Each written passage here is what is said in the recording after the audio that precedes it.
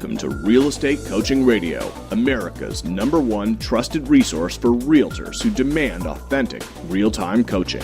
Starring award-winning real estate coaches Tim and Julie Harris.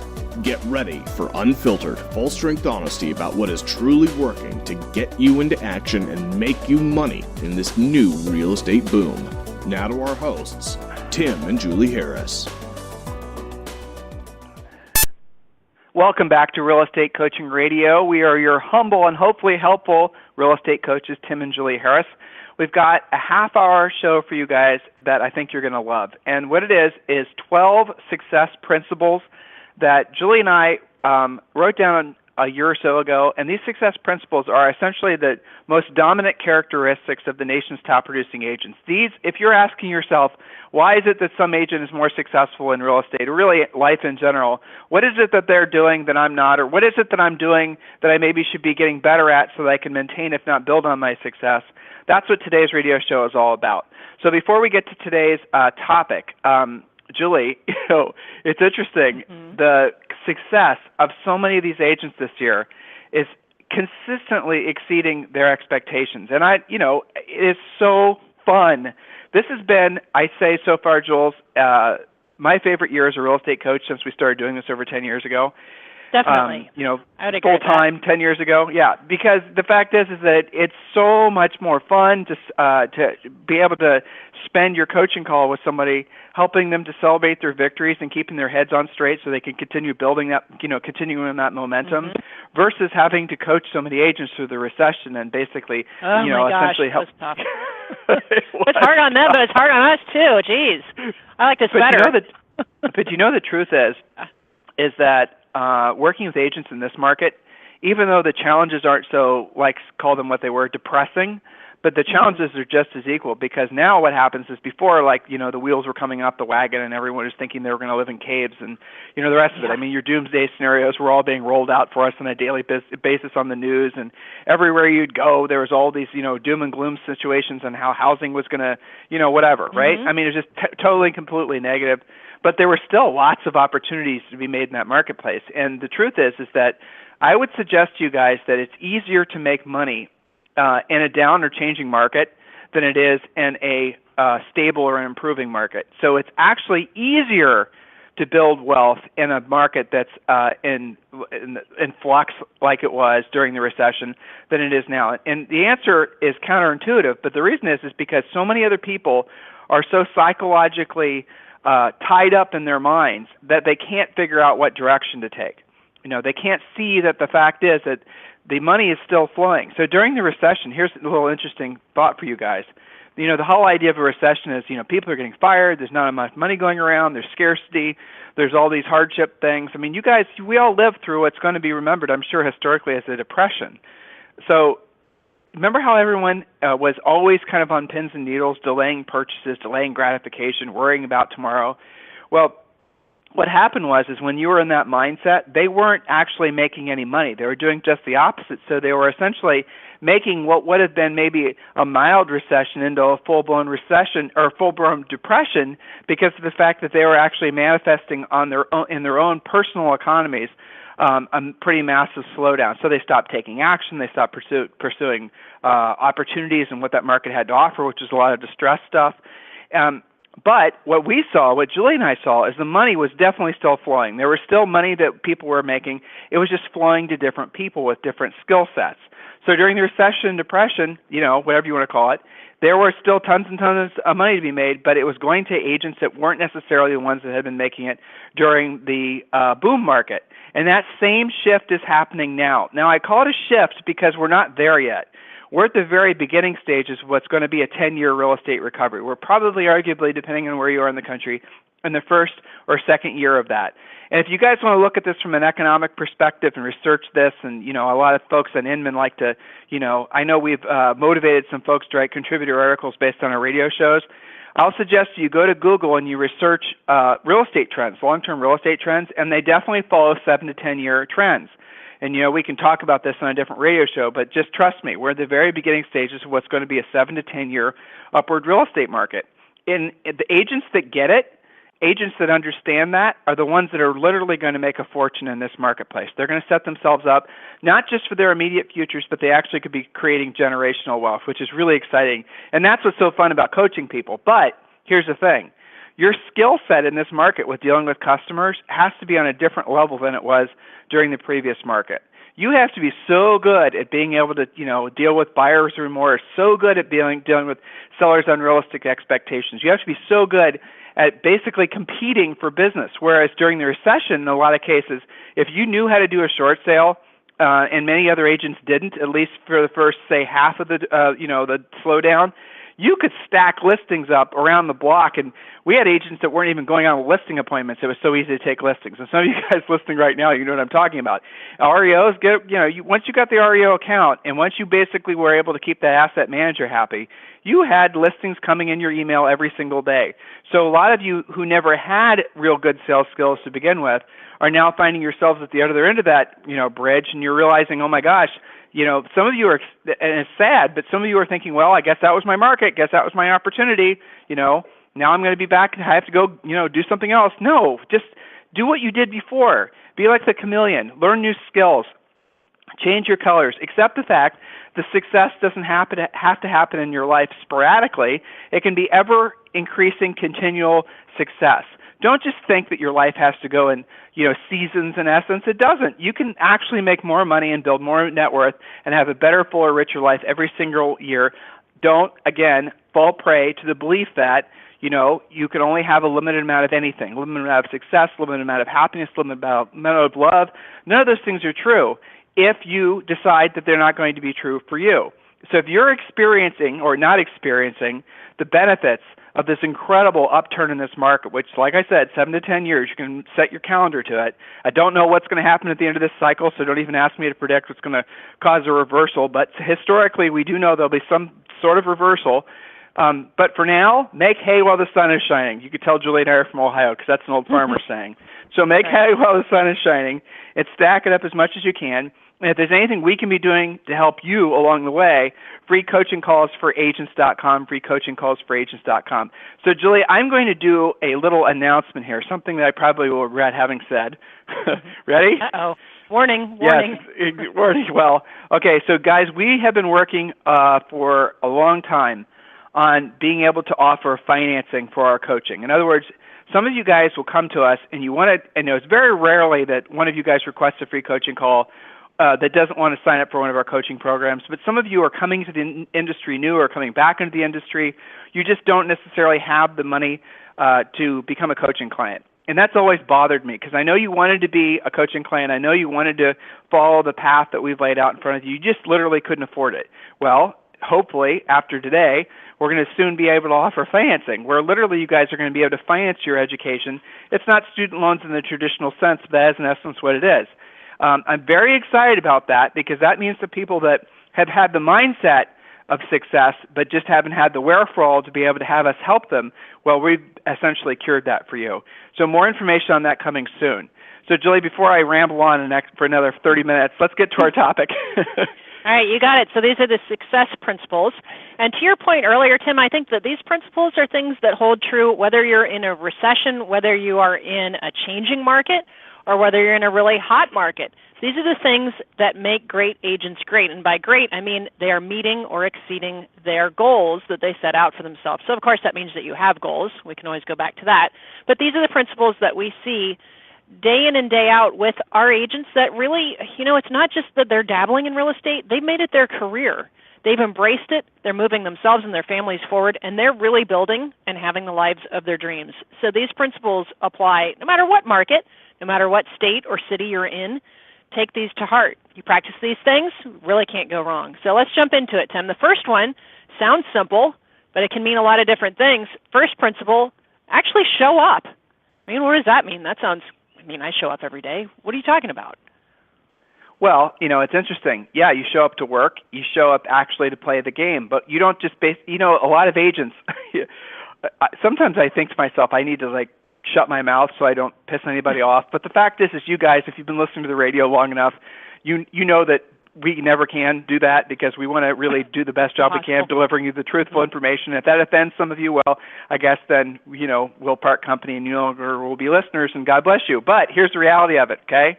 Most of you guys, and this is just a fact, don't really work, okay? There's the potentially offensive part. And I do apologize if it offends you, but just bear with me. You will tell your spouse, your wife, your husband, your children, your preacher, your pastor, your rabbi, that you're going to work for 40 to 50 hours a week. You'll actually maybe even leave your house and, show up someplace. But if you were to really, really focus in on how much time you're spending on dollar productive activities, the stuff that and Julie's about to remind you what they are, what actually is the stuff that results in you putting money in your pocket.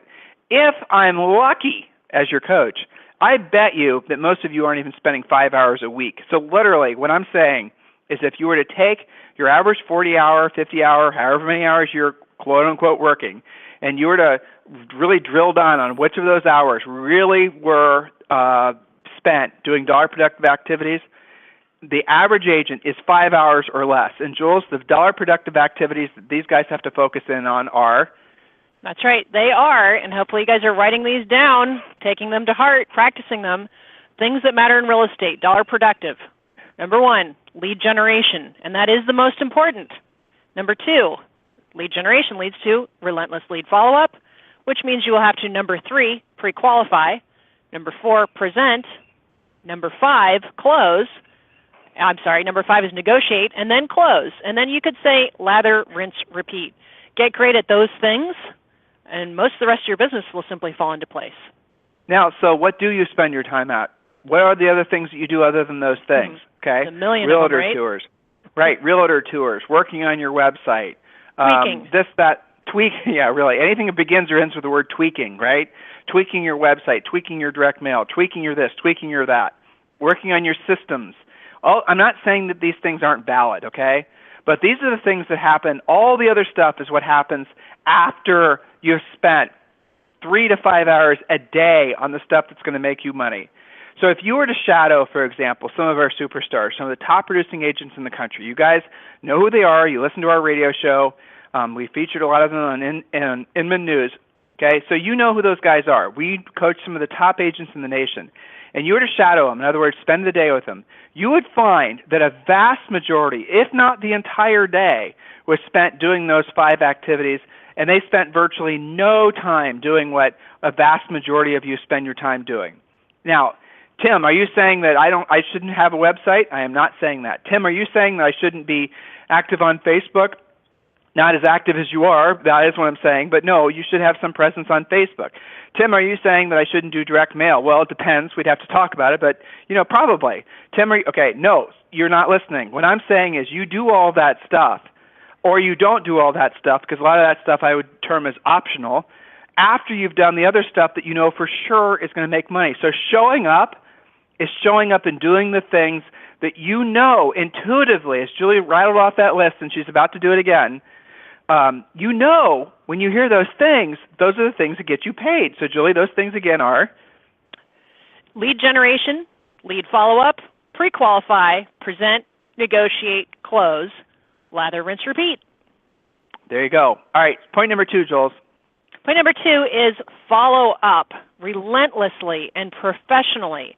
By follow up, we don't mean just leave a message saying, hey, thinking about you, met you at an open house 6 months ago. No, we're talking about saying, when I met you in an open house 6 months ago, you said you wanted a 3-bedroom, 2-bath in the XYZ school district. I got 3 of those ready for you right now, assuming you still want to buy. Call me back today so you can be the first to see it. See the difference? Simple enough. Follow up Simple enough. Relentlessly. Yeah, and professionally, actually use a script. Actually follow up with the intent to set appointments. It is a very distinct difference, Tim, and I know you've had these because I've listened to you do it, very specific coaching calls on what it means to follow up relentlessly and professionally with the intention of setting appointments. Totally that last different. Part, Jules, yeah. But that last part is really the key thing, right? Because so many of agents, they'll get into and guys, this is not just agents. This is anybody that's in any sales position. They don't actually close in on the sale. They're afraid to ask for the actual contract to be signed, or they're afraid to ask for the commitment. Now, why are they afraid? You guys think about that. You probably already know the answer, don't you? They're afraid to ask because they don't want to be perceived as being too pushy. They're afraid to ask because What if the seller or the buyer or the client says no? In other words, they'll then lose the lead. They're afraid to ask because they're fearful of what might happen as a result of them asking the question. And so they never actually learn how to sell. They never actually cross that threshold into the realm where they can hear the word yes. Guys, statistically, we know that you will get a no occasionally. Who cares? Okay, it happens. But by by never asking the question, you're guaranteeing a no, aren't you? Right? By never asking a closed question, by never asking for the contract to be signed, you in essence are locking in failure. You know you're going to get no then because statistically you didn't ask for the contract to be signed. When you don't ask for a contract to be signed, when somebody is standing in front of you, virtually or otherwise, wanting to engage with you, and you're not asking closed questions, you got to ask yourself, what message is that sending to that client? Now, here's the funny thing. Everybody, like if I were, and Julie and I are presenting this in front of a group, you would, this always happens, and people always say, well, I don't like to be closed. I don't like pushy salesmen, or of course you don't. But here's the truth. You love to be closed by somebody who's good, right? You love to be, I'm channeling my Chris Rock in case you guys didn't pick that up, right? So you love to be closed by somebody who's good at it. You love a great salesperson. You love somebody who essentially can help you make a decision with a smile on their face that makes you feel good. That's what being a scripted professional is all about. That's what coaching is all about, teaching you how to do that. And when you can deliver lines that you know are going to, scripts, guys, we don't ask you to, we don't insist that you memorize our scripts. We don't have some sort of dogmatic approach. This isn't some, boarding school. We're not going to hit you with a ruler if you don't say it exactly right, right? What we want you to do is we want you to internalize our scripts and personalize our scripts. But the point is our scripts are designed to get you to the result. So here's the other thing. I'm going to throw this out at you too. Your lead follow-up rules. This has become so freaking confusing for our real estate industry that I just feel sorry for most of you. That's just the straight-up truth. You guys are really, really confused about lead quality and all of that, so I'll make it super simple for you. If the seller has to sell, one of two things has to happen. So if they have to sell, and Julie, have to sells are? People who literally have to sell, to keep it simple, right? Meaning that if you're confused, ask this question. Will something bad happen if they don't? Right? So they have to relocate. If they don't move, they don't have the job. Sorry. Right? So that's something bad. They are divorce, certainly short sale, imminent foreclosure. They live in a one-bedroom condo downtown and they're expecting twins, right? So that's not quite as extreme, but that's a pretty good motivator. Right. I'd put that slightly lower in the list. I would argue that, right, I put that on, I actually wouldn't even, I would put that as a potential motivated client. But not critical. Yeah. Not critical, right. So they're going to, foreclosure, bankruptcy. They're getting divorced. There's a financial emergency. They have to relocate. It's really not in their control, in other words. That's the most important thing. And you guys, if you look at those of you who, fortunately, a lot of you now are successful listing agents, and you look at the homes that you've successfully listed and you look back at what their motivation was, for the most part, investors aside, you're going to see that they're all have-tos. And if you look back at your listing that maybe you weren't as successful with, guess what? Those sellers' chances were they were all want-to. So number one rule is when you're talking about lead quality, to Julie's last point, you only want to focus on sellers that have to sell, not the sellers that want to sell. That's so important. Okay? Don't dance with the want-to-sells.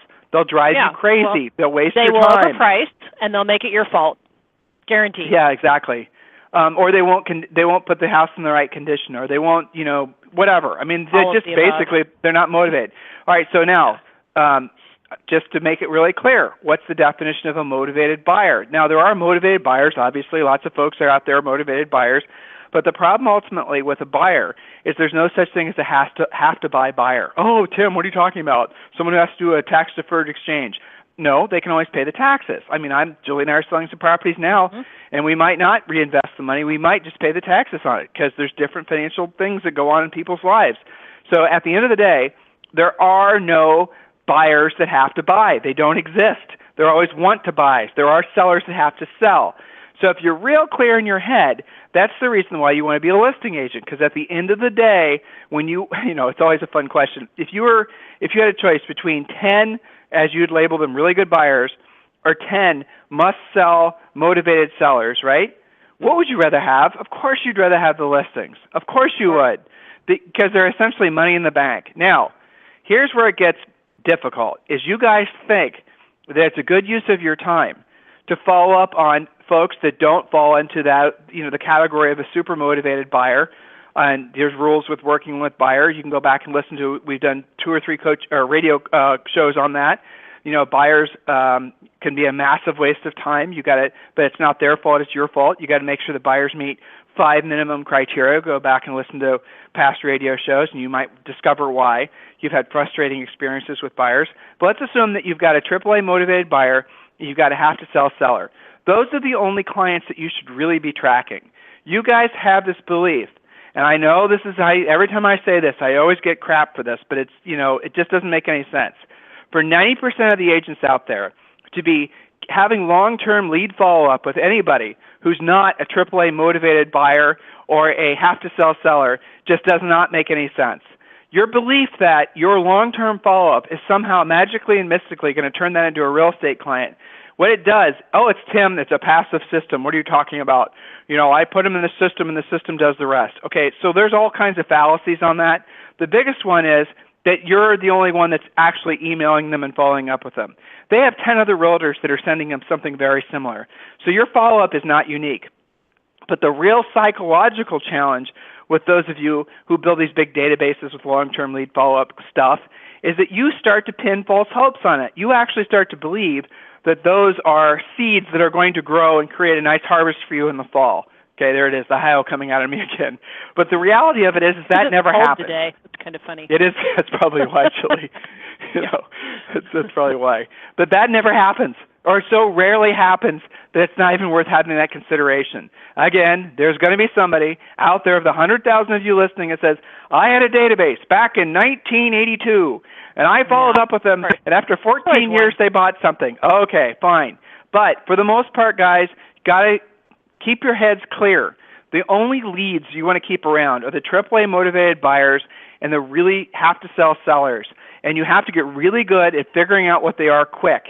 And then if they don't fall into one of those 2 categories, or if they won't realistically be in one of those 2 categories in a very short period of time, let's say 90 days or less, you need to just cast them free. Let the universe have them back, and maybe they'll come back to you, maybe they won't. But doing these long-term lead follow-up things with the belief that that is essentially going to be future money, I promise you guys, is an exercise in futility, and what's more is it'll kill your prospects for future success. So, Julie, we have another 10 minutes. Number 3 that I see you wrote down is be versatile. What does that mean? So versatility is the ability to say yes and to deal with a variety of different types of people in a variety of different types of situations. And I'm going to use a very recent example. In fact, the coaching call I had right before the radio show of one of our great agents, Andrea, in Roseville, California. She is working on a listing lead. First time she's ever dealt with someone with a reverse mortgage. And, she didn't say, oh, gosh, I've never dealt with that before. You're going to have to deal with somebody else.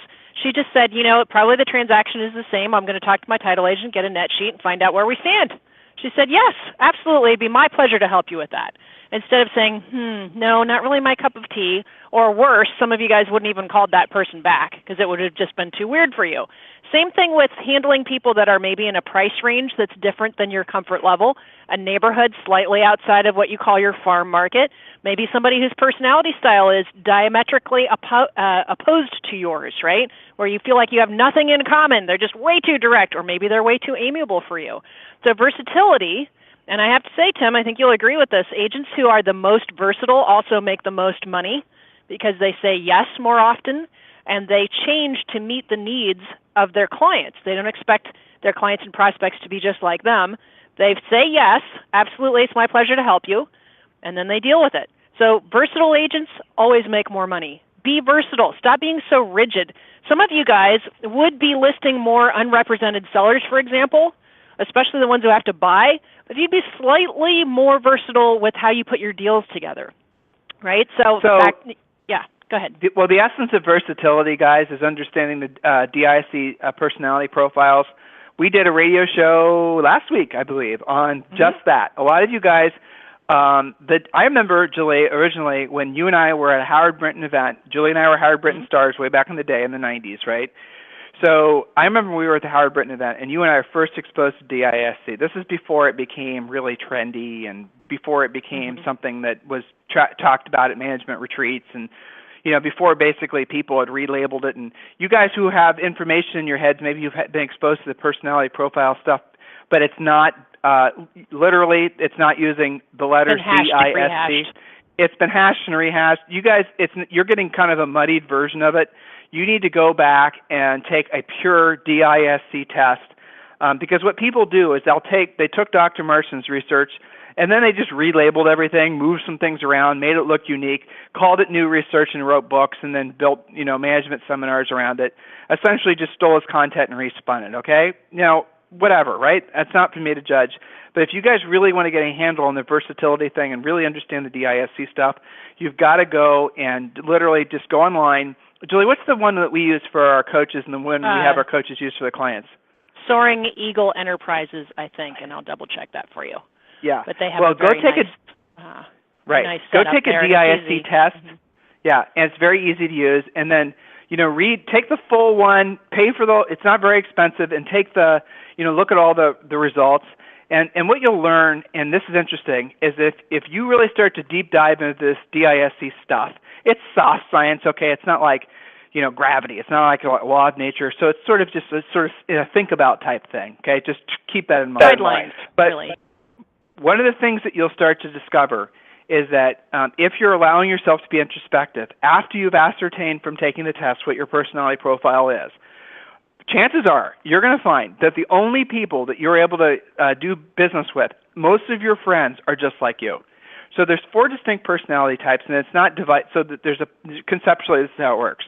And there's the population is divided into there's everyone has a dominant personality, D, I, S, or C. Then everyone has differing degrees of the other 3 personality types in it as well. So if your dominant personality type is, say, an analytical person or a C, right? Then you're going to, and then you are not versatile, and you can't essentially do business with folks other than the folks like you. In other words, all your past clients are analytical types. They're accountants. They're maybe certain types of doctors. They're teachers. They're things like that. You're going to have a very small life. You're not going to be able to service very many people because of the fact you lack versatility. Sorry, Julie, I was taking a sneeze break. Bless you. Thank you. Did you hear that? I had my mic muted. Oh, sorry. I heard it through the door. All right. So that's basically how this, understanding versatility starts with your thorough understanding of DISC. We gave you an overview of it on a recent radio show. Guys, if you ever, it's kind of like I've read online, a lot of you guys are referring to our past radio shows as having your own personal coach. And I suppose a lot of it is because we don't hold anything back on our radio shows. We're not just giving you the surface version. We're actually trying to give you practical, useful information that you can use immediately in your business and your personal life. That's what these radio shows are all about. It is absolutely our passion, in case you can't tell. We love doing this. We really love it's like a pebble being dropped in a pond and the ripples that come off the pebble. You guys are the ripples, right? And the thing is that what happens is if some of you, I know it won't be all of you, but some of you will take, for example, what we just talked about, DISC. You'll take it seriously, you'll study it, and it'll change your life. It'll change how you're able to interact with other people, and then that information then gets passed along to your family, to your children, and that changes their lives. And then, you guys get the point. That's the pebble, that's the pond, that's the ripples. That's what makes Julie and I want to get up in the morning and do this every day at the level in which we do it. And frankly, all of our coaches as well. I mean, I believe we have the best real estate coaches that there are, and we train them ferociously, and if they don't meet our requirements, we don't usually give them an opportunity to begin with. And we have very, very high standards for all of our coaches. By the way, we are in search of probably 10 more coaches this year. So if you are somebody who thinks that they're ready, I put thinks and underline that because it's not just a career or a job, it really is a lifestyle. If there's any of you out there who are considering or curious about becoming a coach, go to our website. Actually, I'll make it. There's a form on the website that you can fill out, timandjulieharris.com. Fill it out, see if you're a match for us, and if you are, then we'll give you a shot. Our next coaches training is coming up at the end of July. And again, if any of you need any help, request a free coaching call at freecoachingcallsforagents.com. And I know some of you guys are, most of you at this point are already true believers in our sponsor, mojosells.com. But if you guys haven't discovered mojosells.com, I would say of all the different tools that there are out there in real estate, I'm talking CRMs, direct mails, pay-per-click, everything. Nothing is more valuable than mojosells.com, truthfully. Just go get the service. It's not just it's an auto dialer, Tim, what's the big deal? It's not just that. You can use it for everything. It literally is your real estate business in a box. So you guys need to go to mojosells.com and definitely engage with those guys. I have never, not once, heard anything bad about them from any of our clients, and you guys know realtors like to complain. There it is. So they're fantastic. And also our other sponsor, 1-800-HOME-HOTLINE.com, 1-800-HOME-HOTLINE.com, one of the best buyer lead generator tools there are out there. So Julie, I think we only got through point 3 or 4, didn't we? Yes, to be continued. To be continued. So guys, listen, anything we can do for you ever, freecoachingcallsforagents.com. We're always here to help you. Thanks for all the great feedback. Thanks for making this the #1 listened to radio show for realtors. We really appreciate the fact that so many of you guys share our show on Facebook. Real Estate Coaching Radio, it's on Facebook. You can listen to our replays. It's updated every day. And a lot of you guys listen to us off Stitcher or iTunes or whatnot. So we do appreciate all your support. And again, freecoachingcallsforagents.com if there's anything we can do for you. Julie, anything else you'd like to say to these guys before I hit the end music? That's right. Well, I'll take these points seriously and live by them, and you will find yourself making more money with more ease. So that's right. Okay, everyone, have a fantastic day, and we'll talk with you on the radio tomorrow.